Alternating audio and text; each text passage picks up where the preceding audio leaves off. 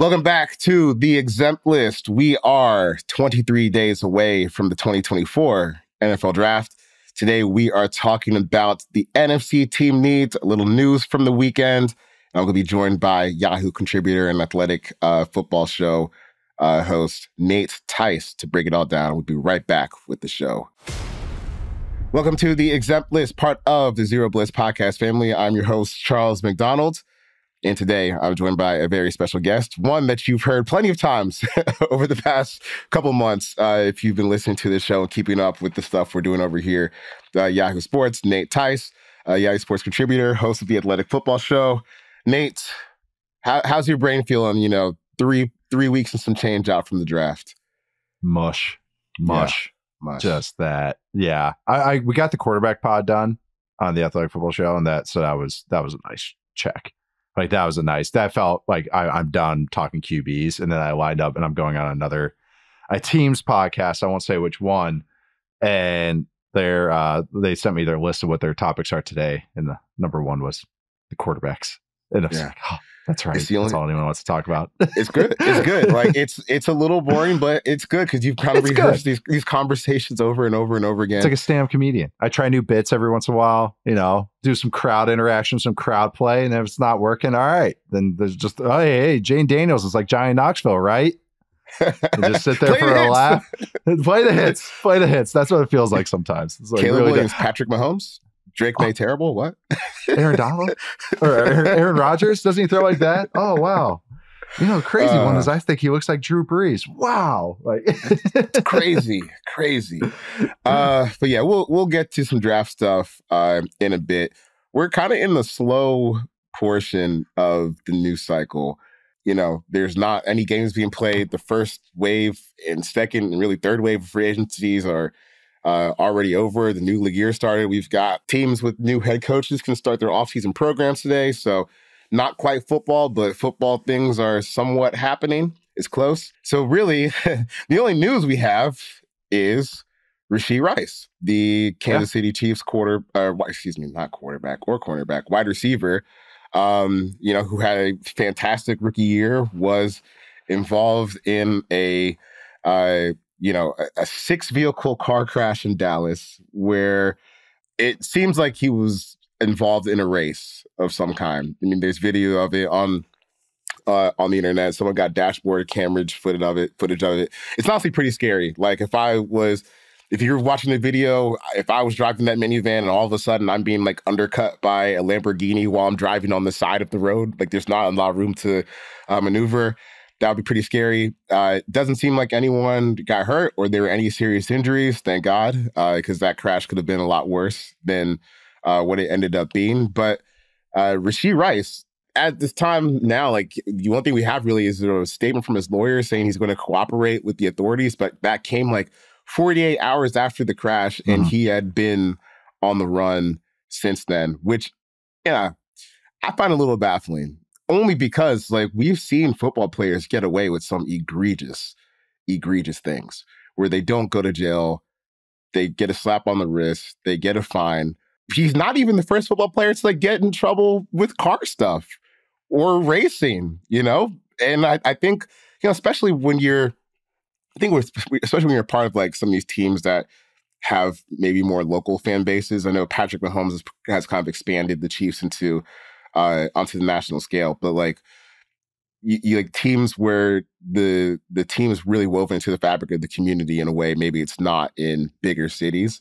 You can kind of get away with some stuff. So especially two sports town too, just them and the Royals. Yeah. And like Chiefs fans, they're there when the Chiefs were terrible too. Which Chiefs fans are great. Yeah. So I was a little surprised that he just decided to kind of not just follow the steps and turn yourself in unless something else happened here. You only make it worse. Right. They're going to find you. You only make it worse. It felt like something out of Athens, Georgia. Kind of incident going on. Yeah. Shoot. Another one just came up, right? Someone else just got popped, right? That's right. I know, but you would think, and I think this was before Rice was there, would be, the Britt Reed stuff would maybe have ramifications for the whole team, just like learn from that lesson, what happened with Andy's son there. God, you don't have to go fast, man. Just go to a go-kart course. Go to like play a video game. There's so much get that F1 game. You can get a nice rig for it. You are going to be Patrick Mahomes' receiver 1 or at worst receiver 2 for the next decade. Don't screw this up. Poor Patrick, by the way. Everyone else just seems to want to F this up for him. His brother, right. You know, like it's just like everybody else. And he's just like looking around like, what else I got to do? I'm trying to hand out touchdowns, man. Come on. I'm trying to give you guys championships, and you guys are just dropping it for me. Man, it's the LeBron J.R. Smith meme. That's what it feels like, but it's just LeBron doing that with every friend and family and teammate he has around him. Even like maybe not Travis, you know, because Travis Kelce does his thing. Yeah. But man, I'm sure he's just like, I just putting his hands up in the air, like, what else I got to do, man? I'm trying to be good for everybody.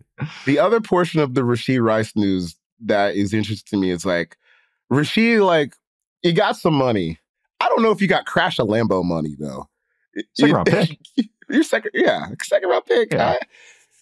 Good money. It's good money. Oh, yeah. What is it? Actually, let's look it up. Yeah, because and also a Lambo right away. Let's say it's understandable when like rappers get into situations like where they'll crash a car and like, oh, I'll just buy a new one. I don't know if you're in that spot yet, Rashee. No, I want to take it a little slow. That was like Culpepper Dante after he signed his deal in Minnesota. One of the deals, like it was like they had a big house party. I think they had a little too much fun there, so he just bought a new house rather than worry about the damages. He was like, I'm going to live in that one now. But yeah, when you can have that kind of money, you can do it. Yeah, he's making $1 million base. Okay. And he had a nice little, I mean, it's not crazy though. So we had a receiver with the Raiders when I was there. He was an undrafted free agent. His name was Johnny Holton. And he, really good gunner, and he was really fast, like gadget guy from Cincinnati. And he got a personal foul and got ejected from a game, I think with Jalen Ramsey, of all people. I think they both got ejected from the Jags. It was an ugly game. No one was there in Jacksonville. We win. Sloppy game. And he gets hit with the fine. He didn't know he was going to get fined because of that. He knew he got ejected, but you get ejected, you get fined. And he got that money, and it was more than what his game check would be after taxes. And he just bought, I think, a Lamborghini. And all the vets, you know, Rob Moore was a receiver coach, longtime vet receiver. Show me the money. That's what Tidwell's based off of in that movie. And Jerry Maguire. And he was just like, man, this is what being a pro. I was trying to tell you. That's the last thing you want to buy, man. You're an undrafted free agent. They just Michael Crabtree was in that room. He was getting on him about it all, but they all warned him. They were like, you bought that car. You're trying to keep up with the Joneses. Shouldn't try that, man. You got to get that second contract before you start worrying about that. So these young, they don't change. Doesn't matter the generation, man. They do not change. They always want to keep up with the big boys, even if they can't afford it. Yeah, that's probably what being young is, though. You know, right? The car crashing, not the car crashing. No, not that. Maybe some irresponsible purchases every once in a while. Yeah, just a night out. That's like, ooh, that was half my paycheck. Where am I going to figure out this rent? That's a relatable feeling. I just went out and there's half my paycheck. One of my favorite things back in the day was like, you know, when you get your first little job and you ain't got no money, and you know, you go to the bar at like 11:30 p.m. at midnight or 11:30 p.m. at night, and you start running up a tab because you know the paycheck's gonna hit at midnight on Friday, and then you pay afterwards. That's a real one. that's a real cutoff one. I thought that's like almost going out on. I thought you were gonna say something like daylight savings, so you knew the hour cut off earlier, so you got cut off earlier or something like that. I went from Madison to Pittsburgh, both great drinking towns and both where you can find stuff cheap. Like when I was a GA at Pitt, I lived on Carson Street, which is like their bar street, and I could get like 50-cent wing or 30-cent wing night every night of the week if I did it right. I could find a $2 beer tap night, yada yada. Then I moved to Atlanta and go out in Buckhead, trying to make money on a real cheap scouting salary, or trying to have a good night on that. And I remember a couple nights I was like, all right, yeah, I'll buy a pitcher. Yeah, a round of shots. All right. And then you get the tab, and I was like, ooh, this isn't Wando's in Madison, Wisconsin. This isn't Mario's at Carson Street. Yeah, this was a little revelation to real life and drinking in a big city. Yeah, Buckhead got me in a couple times when I was with the Falcons. Anyways, that was a good excursion. Yeah, BetMGM has released their NFL win totals on Wednesday. Our colleague Frank Schwab went over them. You can check that out on yahoosports.com. But we have a few that stand out here. And we're going to start with the Chargers, who are set at 8.5 wins projected for the season by BetMGM, which is interesting because they won 5 games last year. This is one that I looked at it for a second. I was like, over, right? Gotta be over. And then I thought about it a little bit more. That roster's a little thin.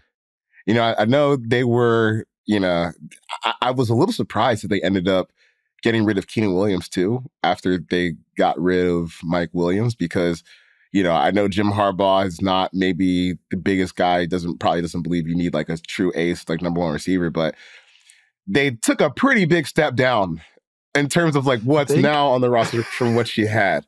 When you look at the defense, I think there's a lot of room for the defense to improve. I know, you can argue about how big of a loss like losing Kenneth Murray to the Titans was, but that's still someone who snaps you're going to need to replace.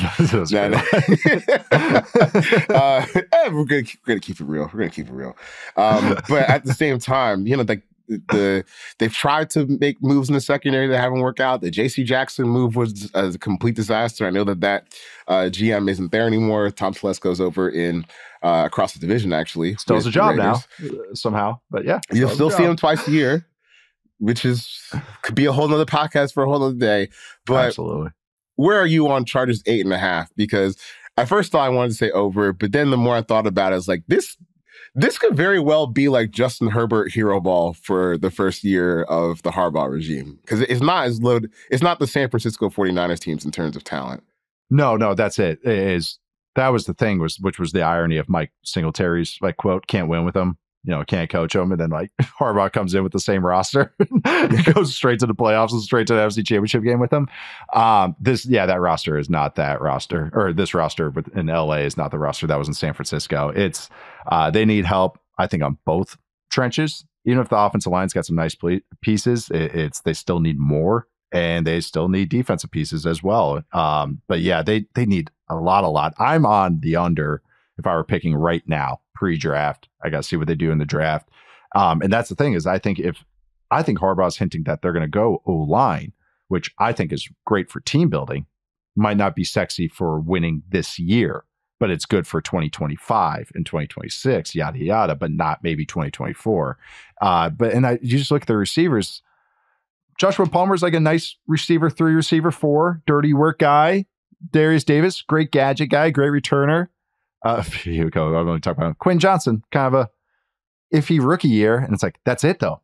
That's it at pass catcher. Will Dissly and Hayden Hurst or whatever at tight end, they're blockers. They can kind of do everything a little bit well, but they're not like needle movers.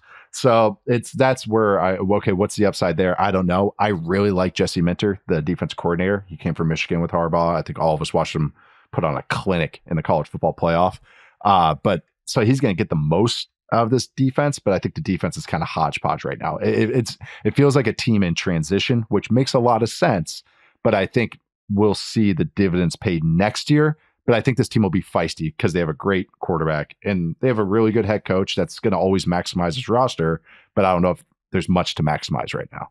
Yeah, I was just going to ask you, like, how much does Jim Harbaugh add? Like, if we're talking about how this roster still needs a ways to go. And, you right now, like, you look at the right side of the line, Trey Pipkins is still slated to start at right tackle. So there's still work that needs to be done. I think when you look at the running back room, even Gus Edwards, perfect fit for what you want to do here. But beyond that, probably still need to add another dude or two. They've needed a running back 2 for like 5 years. It's like they've never gotten a second running back to help out first Eckler and now Gus Edwards. It's just been glaring. Same with tight end too, actually. Yeah, so I think this is going to be a big transition year. I would probably hit the under on the 8.5. The Falcons rise up 30 birds. We got a quarterback. Aren't they like really high? 9.5. 9.5. Okay. Which is like, I feel like that's also a slight towards the NFC South. Yeah. It's just hey, Falcons, you have the best quarterback in the division.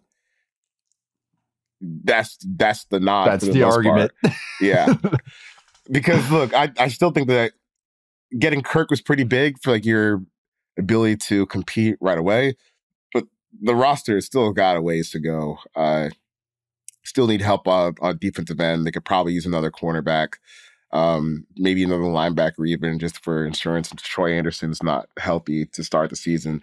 But the rest of the division is Baker Mayfield, Derek Carr on a rotting Saints team, and then whatever the Panthers are trying to build, which is probably still, a good 2 years away from where they need to be right now. Yeah, that it's a reflection of the division, and really the NFC. NFC kind of feels like in transition a little bit, especially last year, but maybe even continuing this year. Vegas is good at putting them at a hard number. 9.5 is kind of right where I thought they would hover. I would go slight over. I'm not saying where it's like, oh, they're winning 12 games this year. I feel like they're like a 10-7-ish team anyway. So I would go a slight over. But like, I'm with you. They need another pass catcher, I think. A guy that can be on the outside. I want to see how they use Pitts, but they need another guy. That's what's funny about the Rondale Moore trade. Everyone kind of keeps calling him a slot guy. He's like a running back now. So he's more he's a Cordero Patterson replacement, not a outside or a slot guy. And they need pass rush. I mean, which has been the story since 2012. Right. That's it, right? I was gonna say Bush. Abraham was last one. I was gonna joke that since Obama's first term, like it really has though. Yes. It's because what's his face left? The guy that came from Arizona or whatever. John Abraham. John Abraham. Yeah. And I was like, there's been nothing. 1 year of Vic Beasley. And that's about it. Yeah. Yeah. So it's almost like impressive when you think about it. Like you think you would just kind of like accidentally hit on a pass rusher somewhere. Stumble into a Max Crosby or something like that. Yeah. A Danielle Hunter, somebody just get to get 10 sacks. We're not even saying be an all pro, just 10 sacks. Trey Hendrickson. And the worst part is they struck out on guys too recently. Like they were trying to get in on the Danielle Hunter stuff and he chose to go to Houston. They were on the doorstep of trading for Montez Sweat. Couldn't get that done. Perfect. Which would have been so good. That would have been that's truly a sliding doors moment in the NFL. And people don't realize it. For the Bears and for the Falcons. That would have altered the Bears or the Falcons season. Like, I know. Yeah. I know. Yeah. I remember when that happened. We were like, oh, that looks great. That's going to be great. That defense, too. Yeah. Then we lost Nielsen. Got Jimmy Lake, who I'm not so sure about. But I do think, 10-7. Slide over for the Falcons. The Jets sitting at 9.5. Or not 9.5, 9.5. I feel like placing real life money on this in either direction would be very irresponsible. Because how can you look into the future and say, all right, well, Aaron Rodgers, Tyron Smith, Mike Williams are going to stay healthy for a whole season? What? No way. I find that hard to believe. But at the same time, like if they do, this team probably is going to win 10 plus games and get back to the playoffs for the first time. Again, since the Obama administration. This defense was so good last year, even with the offense just barely being playable. And that's, I know they're going to have some regression. It's just so hard to like keep that standard, but they have so many good players that's like, if that they were able to hang in so many games with an offense that couldn't get a first down, even 40-year-old post Achilles surgery or not surgery, whatever he's doing, post Achilles recovery. Dolphin sex noises. Is that a joke or is that actual like that's what I don't know. I chose not to. I chose not to look into that like one step further. It's a wormhole. Couldn't bring myself to do it. Yeah, I go down so many wormholes like Wikipedia and stuff like that, or even just I'm reviewing a movie and I'm like, oh, that director. What else? And I just go down that stuff, but that stuff is just like, no, I'm not even putting the shovel. There's no shovel hitting the dirt on that digging right there. But speaking of diggers, this Jets defensive line, holy dude. Like, so the Hassan Reddick deal just came, was officially announced yesterday. Quinn Williams, Hassan Reddick, first of all, like that enough is just, even if you're concerned on where like Reddick is going to be like 2 years from now in terms of like trade assets, like for now, for a team that's trying to win a Super Bowl, and that has to be the goal. I really like that addition. And then the dice roll here of Javon Kinlaw is like, okay, he's going to have the easiest situation that he's had in his career. Playing next to Quinn is a little bit different than playing next to Eric Armstead, even though Eric Armstead has been a good player for a long time. Like, if he can't make this situation work where you got, Jermaine Johnson, Franklin Myers, Hassan Reddick, Quentin Williams, Solomon Thomas, Michael Clemens is a guy that could still come up and be, a developmental guy for them too. Yeah. This is a really good situation for Kinlaw, and I'm just kind of excited to see how they get after it because, Saleh, he's just going to cut him loose, say, all right, go kill him. And if you don't kill him, then maybe we'll lose. But at least we'll lose playing our way. Yeah, and Kinlaw, who has been kind of disappointing as a pro, actually played better last year in the second half of the year too, because and other people that follow the 49ers, I was like tweeting a couple things about it, and it's because they kept his role really simple. And this is as simple as it gets. 49ers is pretty simple for a defensive lineman, and Jets gets even simpler. Like they are as basic as they get. I mean, that's a compliment. So I like that one because, again, like he doesn't have to get after the passer. Like, just do your dirty work role. Just muck it up in the middle. That's going to be your job. Yeah, I love Quincy Williams. CJ Mosley's another year older, but he's still so smart and still just does so many good things. Like, I mean, they're DJ Reed and Sauce Gardner, an awesome corner pairing. Michael Carter, the second's a decent nickel, and they signed Isaiah Oliver from 49ers, who got benched in 49ers, but I actually kind of like him. He was in Atlanta. He's a good tackler. He's a nice role player, but that's the thing. If this guy gets hurt, he can kind of come in. So the defense looks set, and that's even before the draft starts. But I'm with you where it's like, I'm a little more optimistic about the Jets than I thought I would be. Mm-hmm. But then it just, like, your whole intro is what always just keeps nagging in the back of my head. Are we really betting on all of these guys being healthy for the entire year? I would not. But all that matters is if they're healthy in December and then they can make a push. That's really what matters. But we'll see. I think they should add another offensive lineman and not get too greedy with the stuff and not try and go with another weapon just to give themselves insurance, because that, I think, will make or break their season. Yeah, we got to get up to an ad break. But there was one more team that I'm just going to make the executive declaration of under. The Cowboys are at 10.5 under. That seems nuts to me, based on where they are right now in their roster. Jerry, Dak has a $60 million cap hit. Do something. Trade him or extend him. You can't just let that sit there and then blame the season on him. We all know. We can see you, Jerry. We can see you. Do something with that contract. Don't let that sit there. And we'll be right back to talk about more NFC team needs and possibly, a little bit more Cowboy stuff after the break. All right, we're back. NFC team needs. We're just going to do, as fast as we can, because there's a lot of teams and we're both long-winded. We're just going to do, biggest needs, quick draft strategy for every NFC team, potentially quick prospect to plug into one of those holes if we have one. Start off with the NFC East. Philadelphia Eagles. I might place it at like cornerback. Yeah. That because this guy's getting old. There's been talk that Howie Roseman only targets certain positions, but corner's been listed as one, but he hasn't taken. Eagles haven't taken a corner in the first round since like 2003.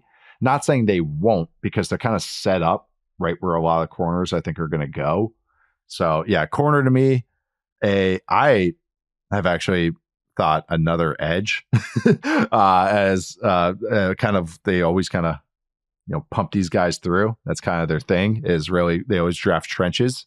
So I don't know, offensive line, defensive line. If they want, if they think that Cam Jurgens is the answer, if they think Tyler Steen is the answer, maybe a Lane Johnson succession plan at offensive line. They're set up okay, but really just looks to me as corner and linebacker, because that was what stabbed them all last year, what crushed them all last year. Yeah.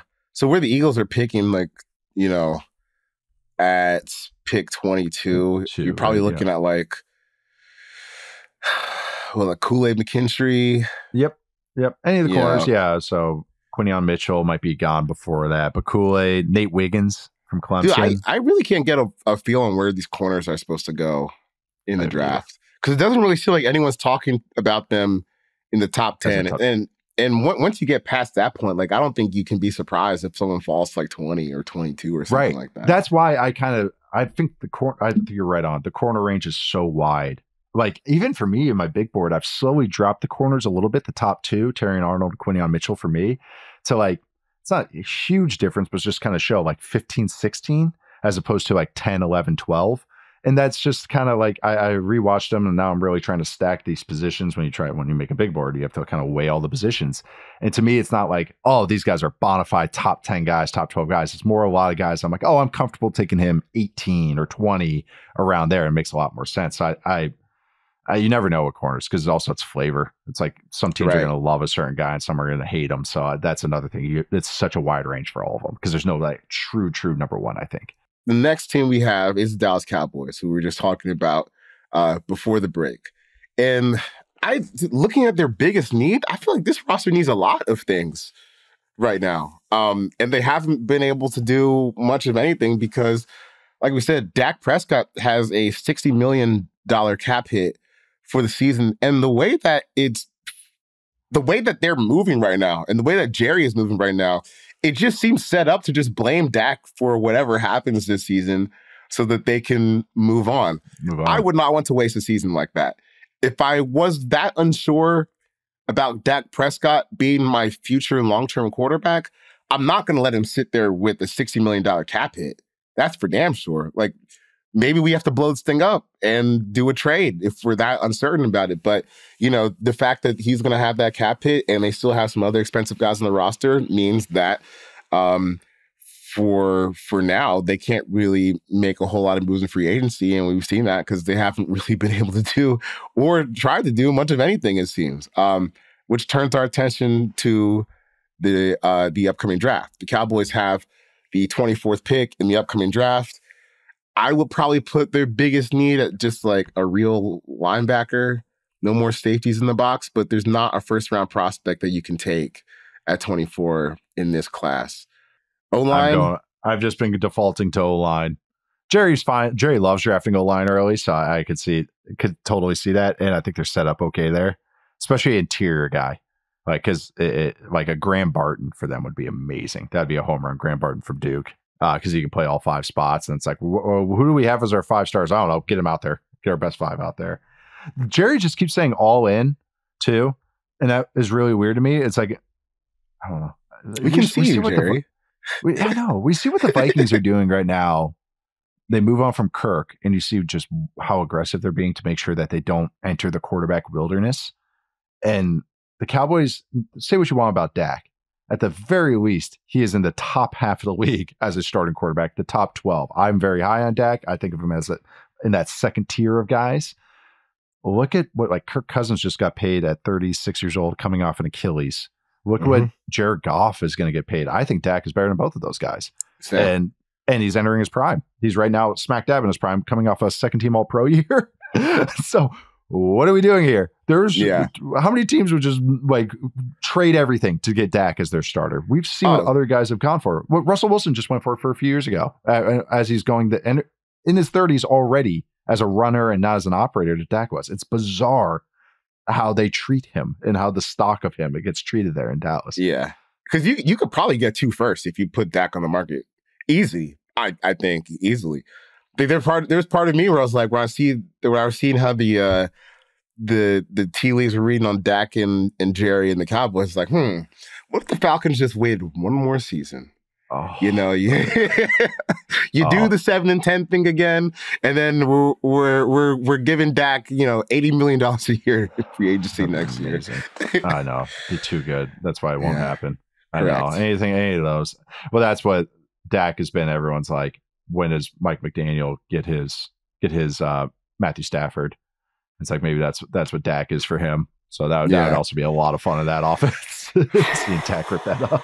Yeah. Dak in a Shanahan offense would be magic. It really would. It's just that's why again it'll never happen. Maybe it will because Jerry just keeps botching this stuff. Yeah. So I'm kind of with you. O-line, the sicko in me would love to see a Amarius Mims and Tyler Smith left side just absolutely train wrecking people. I love that. But we'll see what happens in the draft. Next up, Commanders. This is easy. They need a quarterback. They've needed a quarterback for a long time. And they need to scout other teams than the Cowboys and the 49ers for the guys they're signing. And Bobby Wagner.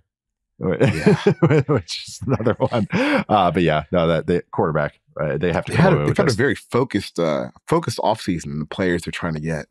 Yeah, you know, the pro scouts that focus on those teams really nailed their evaluations. That's why they got so aggressive on them. No, I think they're set up to take Drake May, and they should just sprint to the podium, not overthink this, no more arguments, and just be done with it. But we'll see if they do that. I think they should. They were at the pro day and they looked like they're giddy watching May throw. So who knows? I can't figure out like how much I want to believe on the Daniels and McCarthy number 2 overall. Like I don't know. The fact that May is getting no talk is what still makes me think that he's the guy. It just seems, he doing, this is what happened this year. This is what happened this year. Every year is so different. All the variables are so different, but it's just like the fact that there's just no games have been played. Derek Klassen had a great rant about this on Twitter. He's like, no games have been played. No one worked out at the combine. What happened? Like, what happened? Like, there's everything's, and all the reviews have been positive. Like, what is going on? So yeah, silly season's wearing on us a little bit. They've cleared the runway for a quarterback here. Obviously, Sam Howell is now the backup, or depending on what reporters you read, competing with Geno Smith for the starting job in Seattle. Regardless, he's gone. So you got to take a quarterback. I would just take Drake, keep it moving. But this is the Washington Commanders we're talking about, so I don't think that anything. And I don't know. I would be remiss to say that the workplace is as hostile as it was when Dan Snyder was there, but the football operations kind of seems to be doing the same thing they've always been doing based on the roster that they've built so far. I know. I think everyone thought different was going to, you always have a great line about like different doesn't automatically mean good. And the thing is we know what this ownership group looks like with a professional football team or a professional sports team. Go look at the Sixers. Sixers fans are not happy with that ownership group. So I don't know. This isn't like a brand new thing. Just say space and pace to Bob Myers, and he'll freak out, and it'll be good. That's all you need to do. That's why you go get Cliff. Space and pace. That's why you get Cliff. Oh, I know. I still want to be a fly on the wall for that interview because I know exactly what happened. Buzzwords. Like, we flow, we free flow. We're like shooting threes. You like that, right, Bob? Yeah, you like that. Space and pace. This is the football version of space and pace. We go tempo. We push it. Oh, I'm sure. I can totally see it. Baby. Yeah. We're like guys. You like that? You liked all the swing guys, right? Everybody's 6'6". Yeah, we're gonna do that, but it's all receivers. They're gonna get Greg Dortch. Yeah. Last NFC East team, the Giants. Well, let me ask you this: where are you on Daniel Jones? wait, guys. He's that was not where I thought we were gonna go with this. He's maxed out. Daniel Jones does nice things. But he's like a worse version of Justin Fields, where it's that he doesn't throw over the middle. He's a very safe quarterback in a way, and he's a good runner, and he can scramble and do all that. But it's like there's not a lot of down to down consistency with him, and it's just more like, he can point shoot every once in a while. I think of him as like a spot starter, high end backup type now. That's just getting paid a lot of money and has some pedigree. Yeah. So, would you list quarterback as the Giants' biggest need for the upcoming draft? I would, but I don't think they're going to address it. That's I do think it's the biggest need, though. Yeah. But would you draft, do you draft Jaden Daniels or JJ McCarthy to replace Daniel Jones? That's where I'm like, I don't know. I don't know. Because it's funny because Daniels, and this would kind of pop probably a lot of people's brains, but the statistical archetype, not just saying exactly the player, is a lot like Daniel Jones, which is just kind of funny. They actually have some similarities to how they play. Throw something deep, don't work over the middle, run around a little bit, and one and done reads. One and then scramble, or one and then throw the ball away or do something. Look to scramble and everything, and maybe not scrambling to throw, always scrambling to run. They both do that same thing. Those two, Justin, Jalen Hurts, they are kind of all from the same archetype. Russell Wilson is from that archetype as well. So it's kind of funny that, is that an upgrade? Is that worth another top 10 pick? I don't know. To me, it just more seems like you're resetting your timeline. I don't know. But I don't know if that keeps your job. Hey, man, if you listen, talk to all the smart people, they act like that's the greatest thing you can do. That's worth doing all the stuff, right? Daniel Jones is only a year and a half older than Jane Daniels too. Less than 2 years older. So that's another thing. They're in a tough spot, but I think wide receiver probably makes the most sense for them, just because they got if you're going to do the Daniel Jones thing, you're losing Saquon Barkley. The running back room's looking pretty rough. Like in terms of playmakers, they really don't have all that much. Like Darren Waller, to me, if you're one step out the door and you can't decide in like March if you want to play football anymore, football, yeah, this isn't basketball or no offense to those sports, but football is a different animal than that. Just call it, man. Like there's no shame in calling it a career. Right. So, probably looking at like Malik Neighbors or Romo Dunes, but I just remember last year, like when, me and Jory Epstein, colleague at here at Yahoo, we went out to like Giants practices over the summer last year. And, they're talking about like how excited they are about like their wide receiver room. Cause if we got Darren Waller and now we got these guys, I'm like, Are you sure? Because this kind of just looks like a bunch of wide receiver threes and you're hoping to build the plane out of this. But all slot guys too. Yeah. It's all like Jalen Hyatt, best from the slot. Wendell Robinson, best from the slot. Isaiah Hodgins, we all thought he was an outside receiver. No, that's from the slot. Darren Waller, glorified slot receiver. So this is some concern. And I'll touch on it real quick. Is Neighbors makes a lot of sense. Malik Neighbors from LSU because of his explosive playability. I'm going to do a little more research into this, but he lined up in the slot more than half his snaps last year, and that gives me even more concerns. Like, is he a fit for the Giants? Some part of him is, but it's like, can you win from the outside? Because if you can't, then we're back at square one. I mean, I guess we do give a big upgrade to that position, but still, it's like, we're putting another guy in the slot here. Dunes to me is the guy that makes the most sense.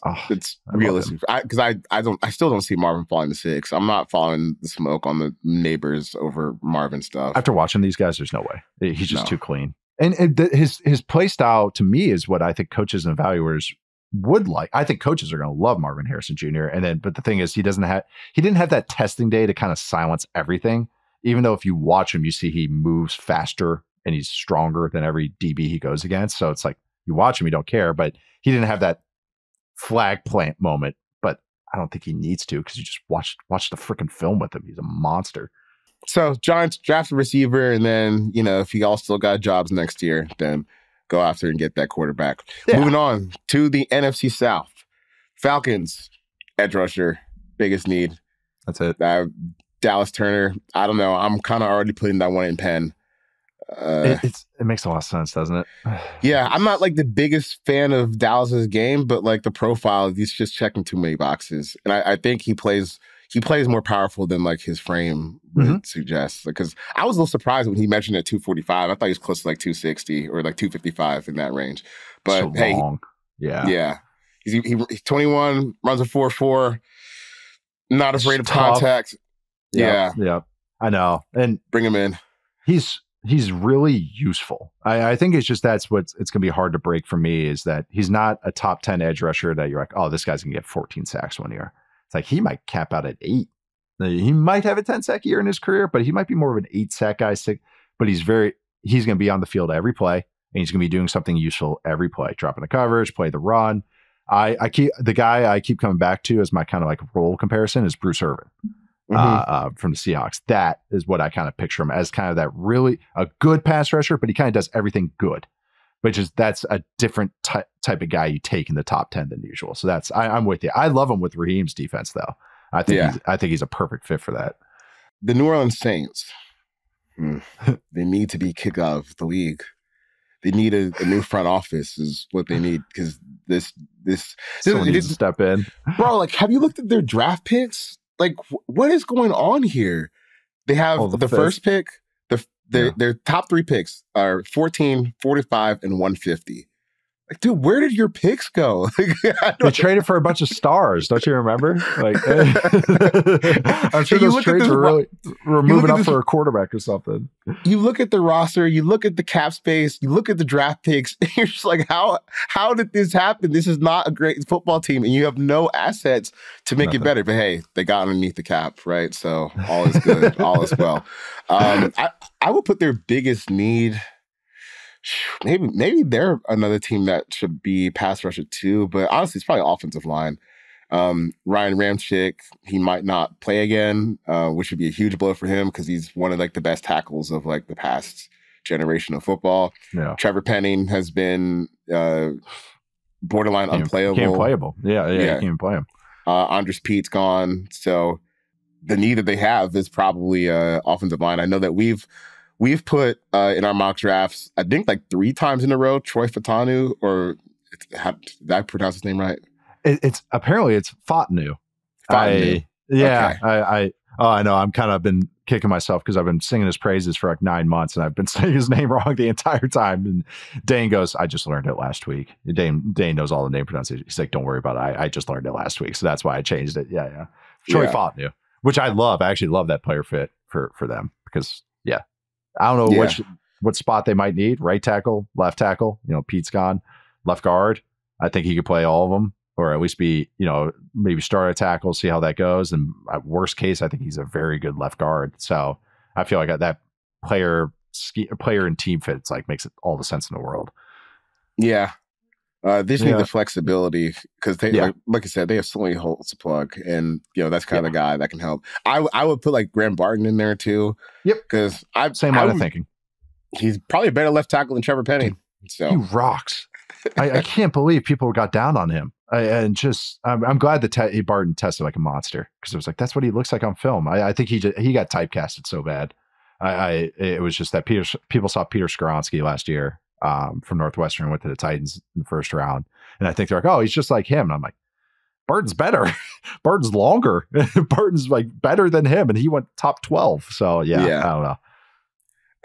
Saints, I'm interested to see how the season turns out for them, but I wonder if they will ever actually be brave enough to just press the reset button because, it's going to mean some people are going to lose their jobs, but it's kind of what needs to be done for the health of the organization. Next team, Panthers. I have really shifted on this, watching them move over free agency. Their biggest needs are on defense now, probably. Which is crazy, right? They have nobody except for Derek Brown on defense. And, now they have Clowney, and I guess Shaq Thompson's one of those guys where I have no idea. Like, I don't know if he's good or terrible. He's very scheme dependent. It's very, Phil Snow a couple of years ago, used him like perfectly. And then, he's fine. He's playable, but he's better with certain defenses. Yeah, like JC Horn's pretty good, but he's never healthy. He's never healthy. He's played I think he's played 21 games since he was drafted, which is... They took him over Surtain. Yeah. Still insane to me. They did sign my boy Yosh Nijman, so I'm pretty fired up about that. That's probably the best left tackle. And I'm going to say it. That's the best left tackle on their roster right now. His film was legit better. That's better than Icky's. That's not even a better. That's not even a bold take. Yeah. That's easy. Also, I need to correct myself. JC Horn has played 22 NFL games, not 20. Oh. Yeah, and they got Deontay Johnson, which is fine. I know everybody thinks he's on the verge of a breakout year, but it's there's a reason he hasn't gotten it. But he's fine. He's an upgrade over what they had. Obviously, they're picked 33. They're kind of everyone has mocked, including me and Mina, Lad McConkey to them at receiver to add a little bit of juice. Not sure if I love it. I don't love it now that Deontay's there. Right, kind of samey. We're too small now. Thielen, Lad, Deontay, Mingo's a gadget Bryce. Guy. Yeah, it's not like Mingo's an outside receiver. They need like a true big outside receiver or like a bigger one. And there's some decent ones, but they also need speed. But that's why you get Deontay. So, Panthers are fascinating. They're always going to be fascinating. I wouldn't be surprised if this is like the worst defense in the football next year.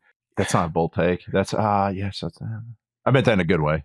Look at just look at their roster. I feel like if you put their roster in front of like a casual NFL fan, they're going to be like, who the hell are these guys? They see Clowney and they're like, oh, they're awesome. Yeah. that's what they're going to see. And now I'm really racking my brain. Like, who can have a worse defense? In terms of like just pure talent, they're near the bottom. Shout out to Clowney for getting that bag, man. Got to go home, get the bag. I like the mercenary career of Clowney. Not how I expected his career to go, but I kind of like this mercenary renaissance of Jadeveon Clowney and getting used in different ways too. It's like every defense coordinator is just like, yeah, you're going to do this for us. And he's like, okay, all right, as long as the check's clear. Yeah. So, all right, let's give a prospect at 33 for. Dude, this team needs the first overall pick in such a bad way. Need that pick so badly. But at 33, they got 33. They have 39 after Brian Burns. They traded him to the Giants. So, you're looking a little better than you were. And to be honest with you, I think the Brian Burns thing needed to end. It didn't seem like that was a healthy long-term thing. No. And he didn't play all that well last season anyways. So, man. I mean, if they want to go receiver, I get the McConkey thing, but then like if you want bigger, it's like Troy Franklin from Oregon, but he's like 175 pounds. I do like him, but AD Mitchell, if he was there, but I think Mitchell will be gone by then. And then, Leggett, and then that's the thing is Leggett and Mingo have some sameness to them. And so it's like, do we want two of these guys? I like one of them. I think Leggett, I actually liked him better than Mingo, but it's like, I don't know, there's some sameness there. Brian Thomas will probably be gone from LSU. Keon Coleman could be interesting because that's a type they need, but Keon Coleman isn't a burner. And if they think Deontay can create that space in the offense, then that will be fine. But again, it's what they're comfortable with. Because, like Jalen Polk, I'm high on, but I don't think he doesn't add juice. He's just like a good, solid guy. Jalen McMillan is another more of a slot guy. Roman Wilson's more of a slot guy. Johnny Wilson's big on the outside, doesn't add a lot of juice on the outside. I think Carolina Panthers fans are going an oversized Florida State receiver or Kelvin Benjamin, PTSD. I think they would probably pull their hair out about that one. So I think there's options. It's just I'm curious what they think of their guys, like what they actually think they want to upgrade on.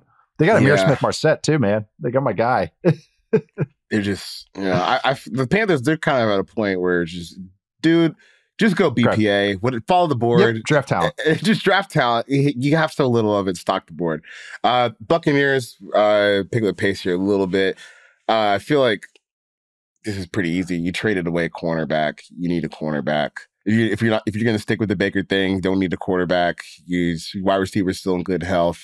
I feel like you just need to get a cornerback after trading Carlton Davis to Detroit. That's a little thin. Yeah, it's corner or interior offensive line. That's where you're back to like where the Eagles were because they have the 26th pick. Kool-Aid, McKinstry, Kamari Lassiter. If Terry Arnold falls, maybe you're looking at that. But cornerback, I feel like should be a pretty easy selection for them in the draft. Do you have anything to add? Nope, nothing to add. Corner, interior offensive line, move on from there. I actually like their defensive line better than I thought. Their young guys are really playing well. NFC North, Detroit Lions. I would still put one of their biggest needs as like pass rusher. And corner. That's what, even if they did the trade for Carlton Davis and stuff, they need like a guy with some pedigree that they kind of like really develop and stuff like that. Yeah. But another pass rusher, that I think that would really put them over the top. They like developing their guys, so that's what's so hard. Like they like kind of trust moving those guys up as they go along. So who knows? Well, if you want to develop someone that might be there in the late rounds, the first round, Chop Robinson from Penn State, if he's there, I don't know. Because he's one of those guys, like he's got the physical archetype where I wouldn't be surprised if someone pulled the trigger on him in the teens, Yeah. And because he's so different than the other top guys. He's different than Dallas Turner. He's more freaky than Latu. He's different than Verse. So I'm with you. Like Verse, to me, Jared Verse seems more like a scheme fit or a personality fit for the Lions than like Chop Robinson does in a weird way, even if they need a Robinson. So you're not sure. And again, I think those guys might both be gone by then, like you just said. So that's kind of hard to pinpoint with them, but they do need it. It's like 29. That's a tough place to project because, like, I don't know. It's going to be the 29th pick. Like, I have no clue. The Green Bay Packers. Our friend Justin Mosqueda is convinced that they are taking a tackle in the first round. And what other name would be better for that than DJ Burns Jr. from North Carolina State? Big, 6'7", 270 to 290 pound guy compared or based on whoever you're talking to on the day. I got called stupid, pretty strongly on the internet because I was like, basically like, come on. Left tackle prospect. Let's just have a nice little Final Four run, and if something else happens, then just enjoy this because he ain't Zion. Like he's not Tony Gonzalez, jumping over people and making people look crazy. Antonio Gates or something. Antonio Gates was bruiser down low. I love watching DJ Burns, but he's like a crafty big man. I compare him to he's like Sabonis. He's like T-Bonus. That is exact. I love that. Yeah, I'm sure Justice would love that. It's just like, man, can someone just Like, if we're gonna do the DJ Burns offensive line stuff, can he just blow someone up and get them the hell out the way and start getting rebounds? Because I don't know. It's just let the kid live out his hoop dreams. Right. It seems like a great interview. Yeah, just let him enjoy it. But as far as real offensive tackle prospects go, I think Amarius Mims would be fun.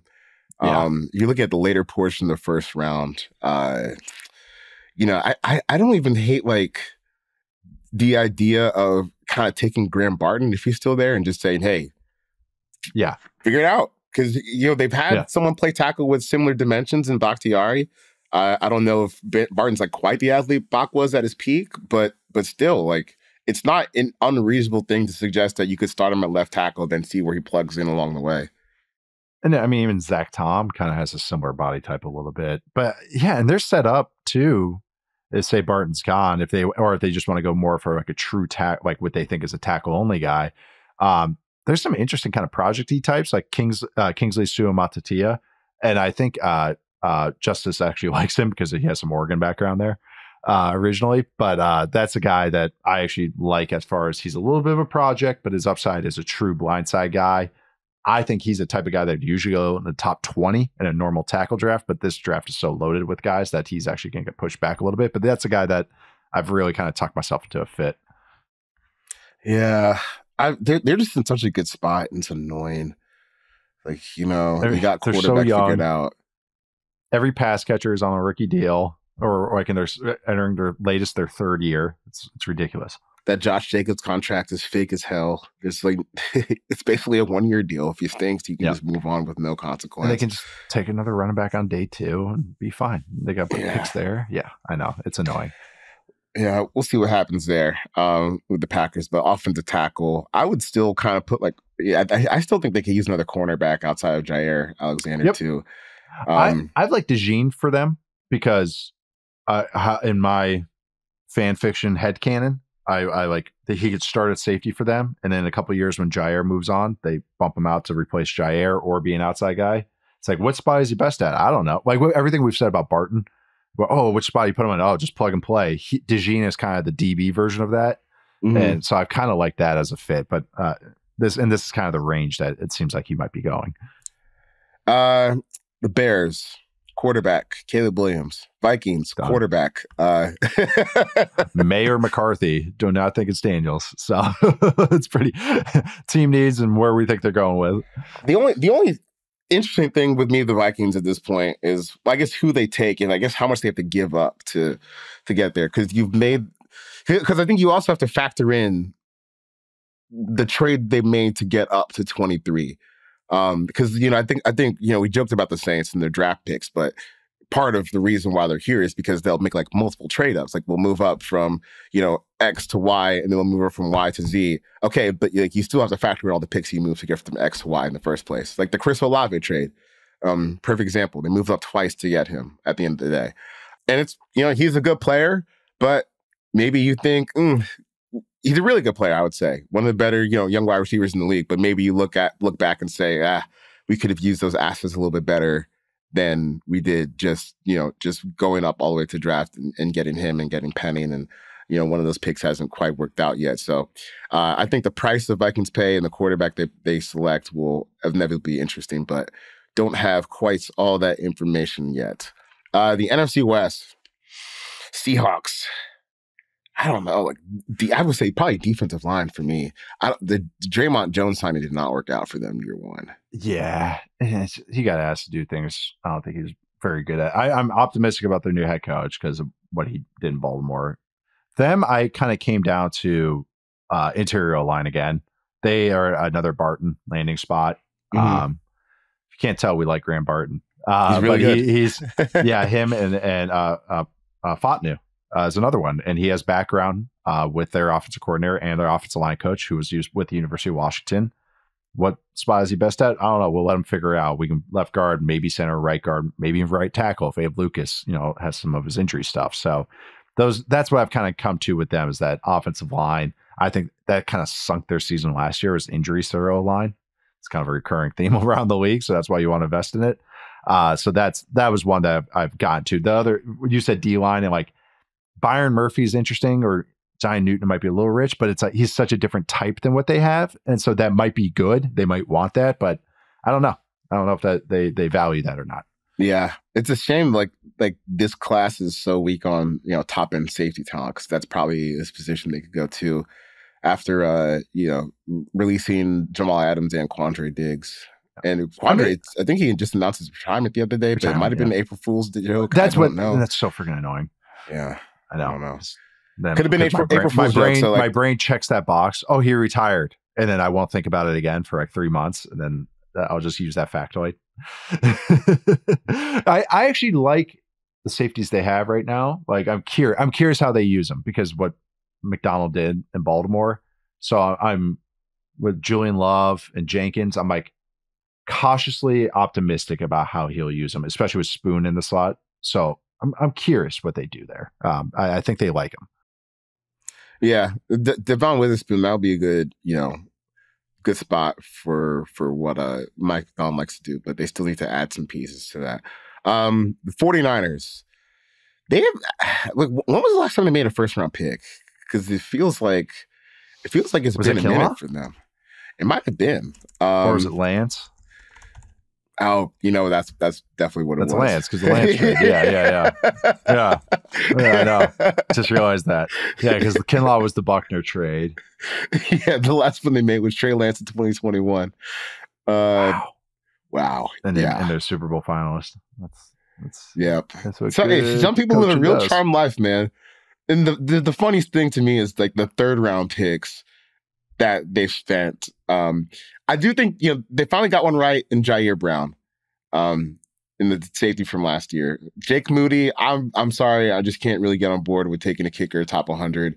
Cameron Latu from last year, I don't think anyone was in real time. I hated that. Yeah. Then the year before, you go Tyrion Davis Price, Trey Sermon. In real time, I hated that one too. Yeah.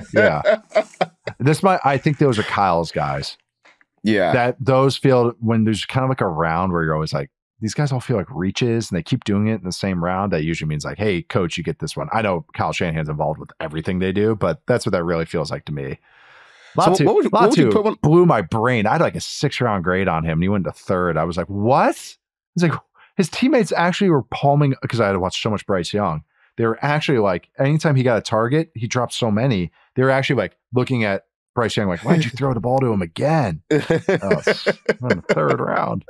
Yeah, I don't think he caught a pass his rookie season. So, which is crazy as a third round pick. Yeah, he has nothing on his Pro Football Reference page. Oh, well, he was put on injury reserve, I guess. Right as the season started. Yeah. So what's the 49ers draft need though? I've gone tackle for them. Tackle. O-line. Yeah. And same guy brought up Kingsley or Jordan Morgan from Arizona. Those types of guys would make a lot of sense to me. And where they're picking. Again, it's a talented line class. They could get a way better guy than like they usually get at that spot. We had him trading up for Amarius Mims, right? Yes, we did. I love that. And I think tackle's a good spot for them because it allows Colton McKivitz to go to a swing tackle role, which is probably a little bit more suited for his talent. Which is good. Yeah. Which is fine. Probably don't need him being a full-time player, but in a pinch, come in. Get you through it. Yeah. Get you through it. Smart player. He's a warm body, but he's not a needle mover. And I think they need one more. It's Shanahan is so good, and so he can diminish the weaknesses of a offensive line, which is the beauty of their offense. But you need more than one actual guy. It's Trent Williams, who's a star, one of the best linemen we'll ever see, with right now 4 kind of like they get the job done. But I feel like he needs one more guy to actually, it's like, hey, not everything has to be perfect for this guy to win. Hey, we can drop back and actually block him, create a pocket, not worry about getting blown up. Like I feel like they just need one more true lineman with pedigree. Dude, yeah, I think Mims would be so perfect there. Oh, and they're aggressive. That's why I'm like, I could see them being like, hey, let's move up to 22, 21 or something like that and get them or something like that. The Los Angeles Rams are also slated to make a first-round pick for the first time in a very long time. They have the 19th pick in the draft. I think you just go defense here. I don't really think you need to get too picky at what spot. I don't think you need to force an Aaron Donald replacement Although, at 19, I think, Newton or Murphy makes some sense there. It's my first note on him too. Yeah. It's like, it's not a 1-for-1, but it, that type of role you're trying to replace a little bit. I mean, look, Aaron Donald's it's a huge loss. And I think that even if Aaron Donald wasn't like the defensive player of the year guy that he was, for most of his career last player season. Of the lifetime guy, yeah. Yeah, he was still really damn good last year for the Rams. And that's going to be a loss that you feel. And it might be a loss, honestly, like when you start looking at the rest of their front seven talent that could be a little crippling for them on defense. So you might just want to just plug someone back in there. Byron Murphy or, Johnny Newton, I think makes sense in 19. But also, like, we've mocked Cooper DeJean to him a couple times. Mm-hmm. I think that makes sense too. Maybe it's a little less clean with like the Kim Curl signing. But still, I still think he can play outside cornerback. I would not be scared about putting him out there and letting him figure it out there. I know some other people Quentin don't think Lake he's a speed. Who's at slot shouldn't like deter you from drafting Cooper DeJean. Yes. Like that's the type of thing. The dream booking I keep having for them is Brock Bowers, because I just want to see a world with Sean McVay with Brock Bowers, because he would be. It's not a Higbee replacement. He would be a Cooper Kupp replacement in that offense, which I think he would make magic. Dude, with him, Brock and Puka in Stafford. It'd be amazing, even if it's a couple years of it. I know. So that's one in my head. I'm like, please let it happen. Please let it happen. Please let it happen. Yeah. I will be interested to see, though, if they just force the defensive line pick round one, say, hey, this is such a big hole for us right now. We need it. I know Kobe Turner's a nice guy, but I think Kobe Turner was also benefiting from having Aaron Donald next to him. He overperformed. He had nice solid pressure rates and all that, the underlying metrics, but he got some good looks. Right. He had some good one-on-ones where he's slanting against a center who was going to help Aaron Donald, and he's like, oh, okay, good player though. They freaking nailed last year's draft, so now they got a first rounder. Let's see if they keep it up. Yeah, I think Kobe Turner is like the classic guy. Like when you're talking about building out a defensive line room, you're like, okay, this is good as our DT2, but if he's our DT1, we might have some issues. That's a great call. Yep. Say with Byron Young. Okay, nice, solid, maybe edge 2. Okay, but if he's our edge 1, I'm not sure if that's a world we want to live in. Yeah, so I'm talking myself into them needing defensive line talent as we get to the draft. And the last team in the NFC West, last team in the NFC, the Arizona Cardinals, they have the 4th pick. After losing Hollywood Brown, and you trade Rondale Moore, the gadget guy, over to Atlanta. I think before those moves, wide receiver was still kind of a need at the top of the draft, but now it becomes more accentuated because you don't want Kyler out there throwing to nobody. And if you're locked in as Kyler as your quarterback, go get Marvin. Just do it. A receiver over 5'9" would be nice on that roster. I love Greg Dortch. I really do. Second mention of Greg Dortch on the show. Michael Wilson has shown some nice things, but I think of him as an auxiliary target. Trey McBride is a good player. He's a good player. Loves Trey McBride. They have some real to them, those two together. So if you're a Trey McBride dynasty owner, you should be so happy right now because he's going to get fed. Why I'm saying that, picture Marvin in there. Marvin with Trey McBride and Kyler would be, it'd just be so good. And this type of offense, I really like what the Cardinals are doing. Like I don't think they're making the playoffs next year, but I think they're going to be real frisky. And so I'm excited really excited to watch them. They could do a lot of things in this draft, and I don't think you could really go wrong with what they do. If they trade back, I'd be like, okay, I get it. But for me, at pick 4, even if they're in the driver's seat, take Marvin Harrison Jr. and get a true blue chip, purple chip type of guy and just go off from there because they need those types of players too. Yeah. And then Marvin, he's someone that can take the top off the defense too, man. Like they clocked him over 22 miles an hour, man. That's elite super speed. Fast. That's elite speed. That's not just like, wow, that's fast. That's like elite speed at 6'4", legit 6'4", 207 pounds, wherever he was. Yeah. And I don't know, just with Marvin, like you just watch him, like all the plays where he's, down the field and making separation. I feel like if you're getting separation 30 yards down the field, you got to have some speed to you. Yeah, you can't. I know. I think some reason, and I get why, like if you play in the Big Ten, it's almost like, oh, well, we got to see what he looks like against. It's like he's going against guys that are getting drafted. It's not like he's going against some old slouches. I get Wisconsin corners aren't going to be, drafted ever, but there's some guys with pedigree he goes against, and he's just shredding them. Watch what he did to Caden King. Caden King from Penn State went from like a borderline first rounder to might be a day 3 guy. And I think Marvin Harrison Jr. is a big part of that, of what he did to him. So I love him. After studying him, man, he's so clean. He's so much different than I think people realize. He's 6'4", but he's an elite route runner and with awesome hands, and he's strong, and it's just, he's so cool. Such a cool player. You sound like you're in love. Oh my God. There's like a legit 5 or 6 guys in this draft. I usually have like 1 or 2. There's like 5 or 6. I'm like, truly, like, I dig this guy. Dude, the top of this draft is really strong, man. It's really strong. There's 3 tackles I like, or love, I should say. 3. Usually there's 1, maybe 3 tackles. There's Bowers. There's a couple auxiliary tight ends I like. There's 2 quarterbacks I legit love. It's like, yeah, sign me up. There's like 4 receivers I love. Yeah. This is awesome. Great draft. Yeah. All right. Well, I think we're gonna call it here. Never under an hour. Never under an hour, but that's okay.